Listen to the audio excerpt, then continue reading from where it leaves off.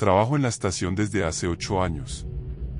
No soy el más viejo del turno, pero ya tengo suficiente camino recorrido como para decir con certeza cuando algo se sale de lo normal. Y últimamente, las cosas se han salido bastante. Primero fueron los cortes de luz. Fallos intermitentes, decía la compañía. Pero había algo más en ellos. No era solo oscuridad, era un silencio espeso que llegaba con ella. Un silencio que te llenaba los oídos como si algo, al otro lado, respirara contigo. Luego empezaron las desapariciones. Gente que no tenía razón para irse, que dejaba la estufa encendida, el plato servido, el perro en la entrada. Desaparecían como si se los tragara la tierra. Algunos decían que se habían mudado. Otros que se habían suicidado. Pero yo revisé esos casos. Y no encajaban con nada de eso. Las noches empezaron a sentirse más largas. No sé si me entiendes. No hablo de horas. Hablo de peso. De esa sensación de que el tiempo se estira, de que estás atrapado en una cinta que se repite, y cuanto más miras el reloj, más se burla de ti. Todo empezó a sentirse detenido. Como si el pueblo estuviera esperando algo. Esa noche me tocaba patrullar solo. No es raro. No somos muchos. Salí como siempre, con mi termo de café amargo. Los neumáticos crujían sobre el asfalto frío y las luces de los postes parpadeaban como si ya supieran lo que iba a pasar.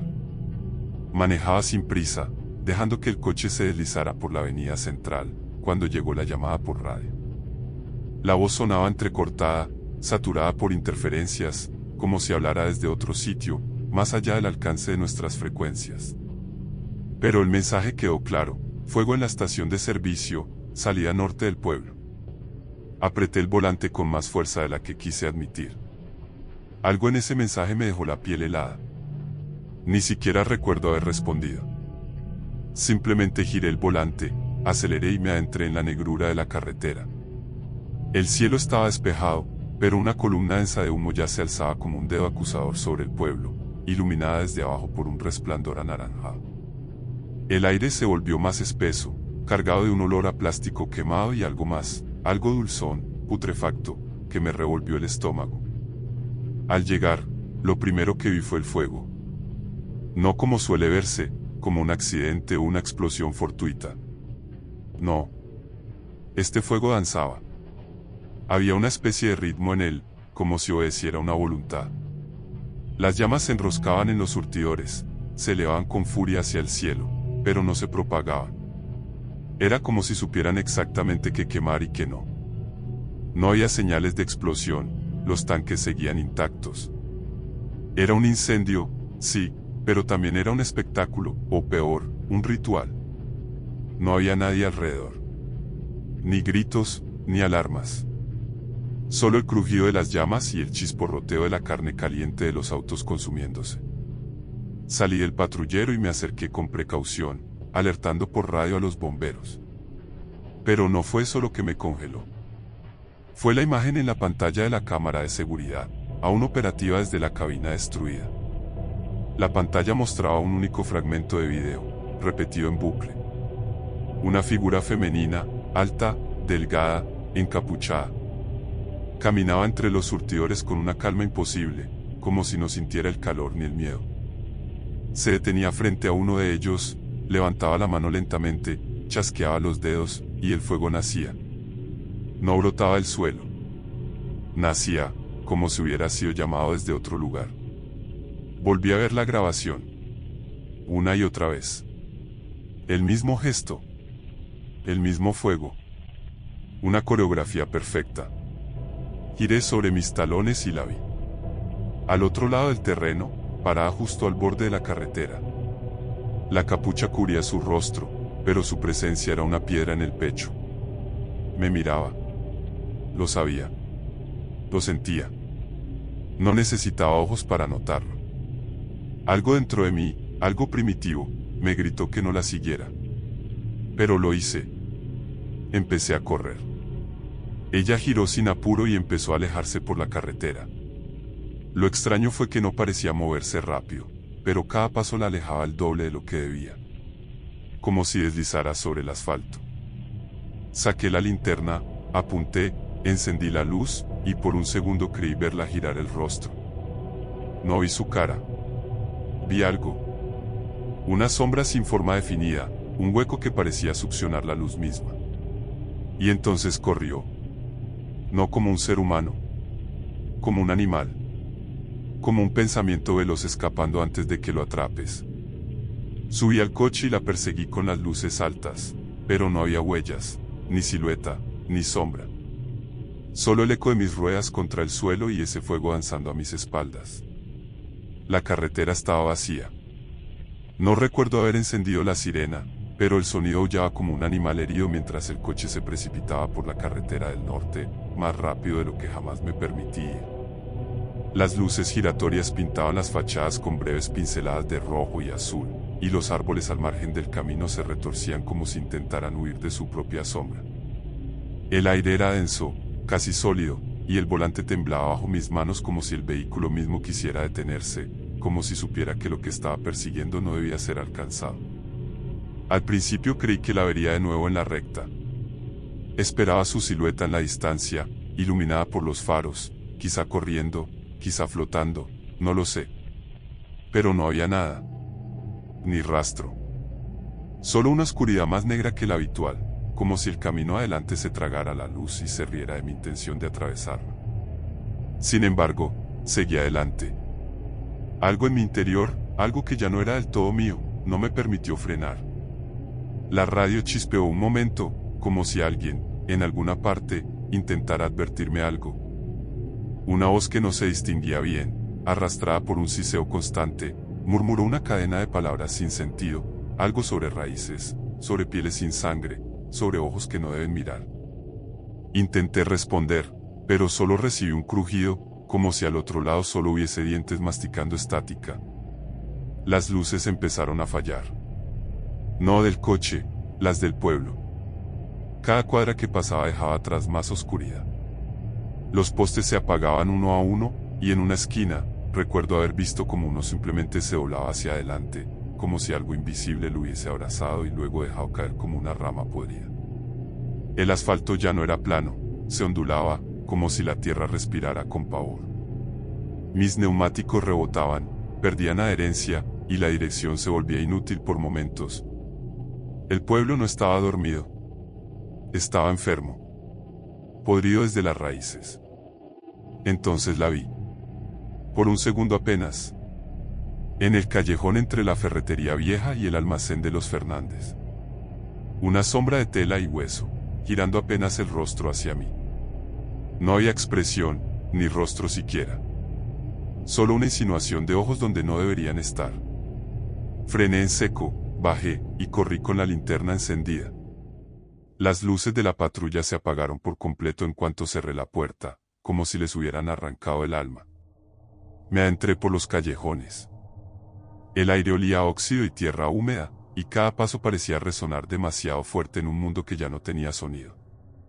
Los tejados de las casas colindantes parecían inclinarse unos hacia otros, como si cuchichearan secretos que no debía oír. Ella iba adelante. Siempre adelante. No caminaba ni corría. Se movía como el humo, como una intuición. Cuando giraba una esquina, ya estaba 2 más allá. Cuando trepaba una cerca, ella ya se deslizaba por el techo. No debía seguirla. Pero la seguí. Crucé patios traseros con ropa colgando que no se movía, aunque el viento rugía como un loco entre las paredes. Crucé calles en las que los semáforos parpadeaban sin sentido, aunque ya nadie transitaba por allí. Las ventanas estaban todas oscuras, pero sentía miradas detrás de ellas. O al menos eso me decía la piel de la nuca. Entonces llegué al cementerio. No recuerdo haber decidido entrar. Solo me di cuenta de que estaba ahí cuando mis botas empezaron a hundirse en el barro suelto entre las tumbas. La verja estaba rota, y las lápidas parecían torcidas, mal colocadas, como dientes en una boca que no aprendió a hablar. El aire estaba quieto, y sin embargo, todo se movía. Las sombras se alargaban y acortaban sin razón. La vi otra vez, deslizándose entre los panteones. Se detuvo junto a uno y tocó la lápida. Sentí, lo juro, Un crujido bajo tierra. Como si alguien lo hubiera escuchado. A partir de ese momento, todo se rompió. No el suelo, ni el cielo. Se rompió la realidad. Escuché una voz que me llamaba. Era imposible, pero la reconocí, la de mi madre. Muerta hace 5 años. Murió dormida, en paz. Y sin embargo, ahí estaba, llamándome por el nombre con el que solo ella me nombraba, esa mezcla de dulzura y reproche que solo una madre puede pronunciar. Me giré, y ahí estaba, de pie, entre las tumbas. Pero no era ella. Su rostro tenía algo que no encajaba. Una simetría inquietante. Como si alguien la hubiera reconstruido con retazos de recuerdo y fallaba al ensamblar. Me dijo que no la siguiera. Me rogó. Su voz se quebró como un vidrio. Pero sus ojos, no eran suyos. Eran pozos sin fondo. Retrocedí. Y ahí fue cuando vi al niño. Estaba al borde de una lápida, temblando. Su ropa sucia. Sus manos ensangrentadas. Me pedía ayuda. Me recordaba a uno de los chicos del accidente en la ruta hace 2 años. El que no logré salvar. El que murió atrapado entre los fierros mientras yo intentaba liberar a su madre. El que me miró y me preguntó si iba a morir. Me apuntaba con un dedo. Gritaba. Pero su boca no se movía. Apunté con el arma. El pulso me temblaba como una rama en tormenta. Estuve a punto de disparar. Pero parpadeé. Y ya no estaba. Solo quedaba la lápida. La misma que mi madre falsa había tocado antes. Corrí. No sabía si tras ella o lejos de mí mismo.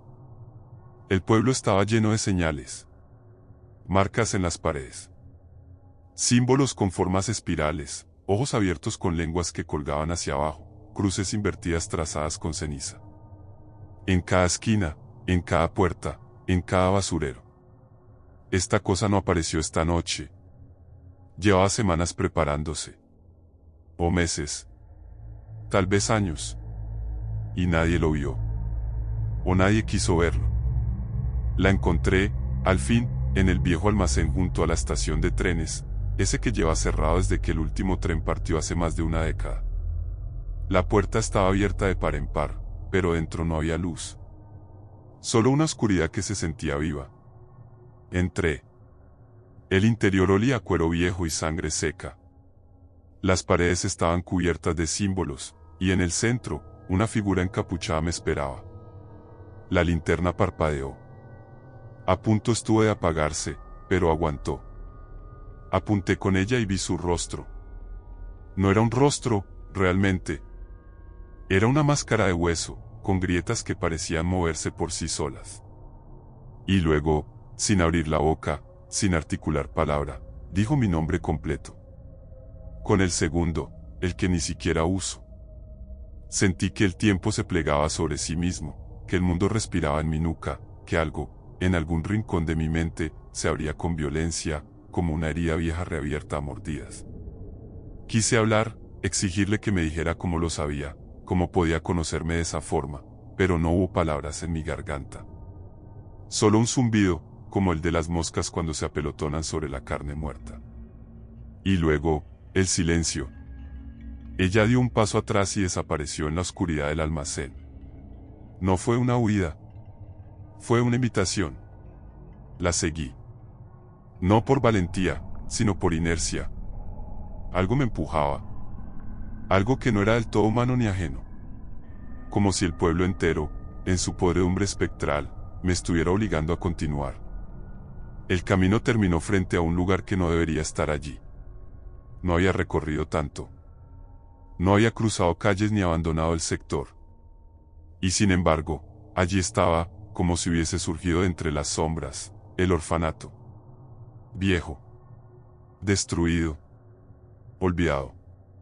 Sus paredes ennegrecidas por el fuego y el abandono. La mitad del techo hundido. Ventanas sin vidrio, ojos huecos en un rostro quemado. Lo reconocí. No porque lo recordara, sino porque lo sentí. como si una parte de mí siempre hubiera sabido que volvería a ese sitio. Crucé la verja oxidada. El viento tenía el hedor de la madera calcinada mezclado con moho antiguo. El interior estaba cubierto de ceniza, polvo y restos de juguetes derretidos.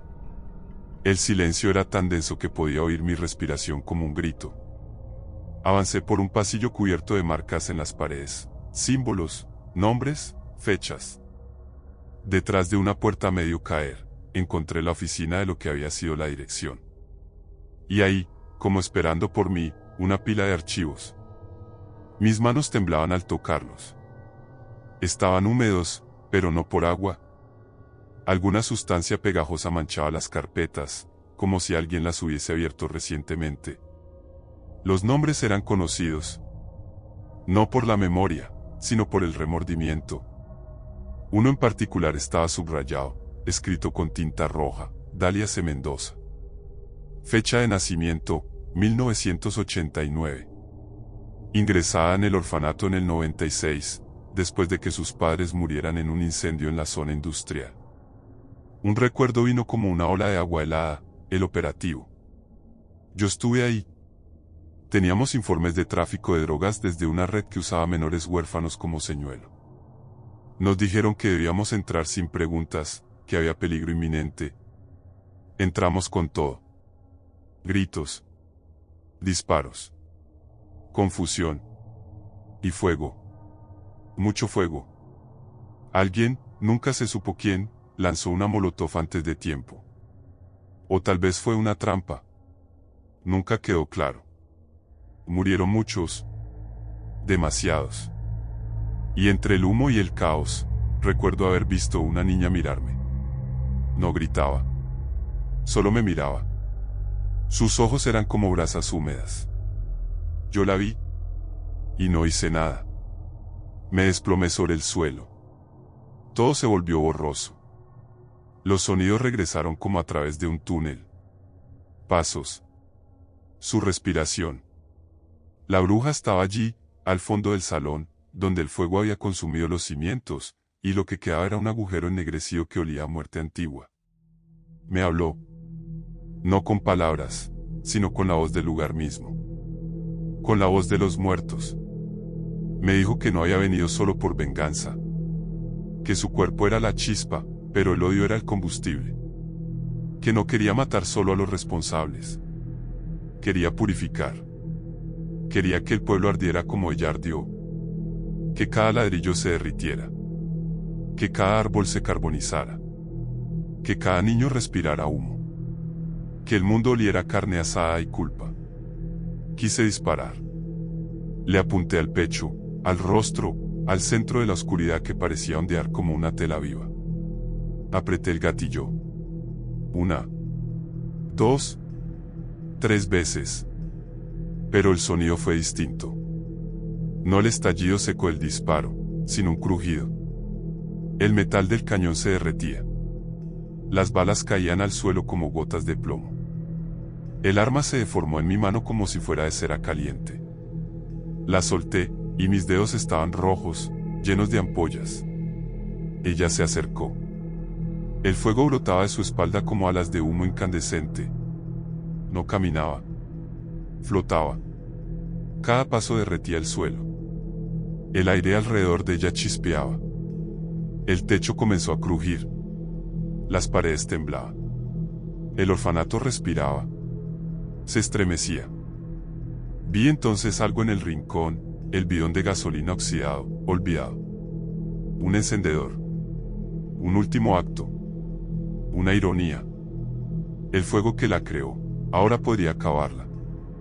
Me lancé sobre él, el cuerpo cubierto de sudor y ceniza. Ella lo supo antes que yo. Gritó, pero no con voz. Fue un alarido dentro del cráneo, como si me desgarraran los tímpanos desde dentro. No dudé. Rocié el suelo. Las paredes. La entrada. Y la rocié a ella. El líquido la atravesó, y por un segundo, fue como si se deshiciera. Como si volviera a ser niña. La máscara cayó. Su rostro era humano. Era hermoso. Y estaba completamente arruinado. Encendí la llama. El fuego estalló como una flor carnívora. Las llamas treparon por las paredes, se abrazaron al techo, se comieron los archivos, los nombres, los secretos. Ella gritó. Esta vez sí gritó. No fue una voz sobrenatural. Fue humana. Una niña muriendo por segunda vez. Cayó de rodillas. Su piel se partió como barro seco. Sus ojos se derritieron. Me miró una última vez. No con odio. Con resignación. Salí corriendo. No recuerdo cómo. No recuerdo cuántas veces me caí, cuántas vigas esquivé. Solo sé que cuando el orfanato colapsó tras de mí, el cielo se tiñó de rojo. El pueblo estaba en silencio. Las calles seguían vacías. Me senté en la acera frente al edificio colapsado. Vi cómo el humo se alzaba como un espectro y se deshacía en la noche. Nunca olvidaría aquella pesadilla y, sobre todo, nunca volvería a ponerme el uniforme.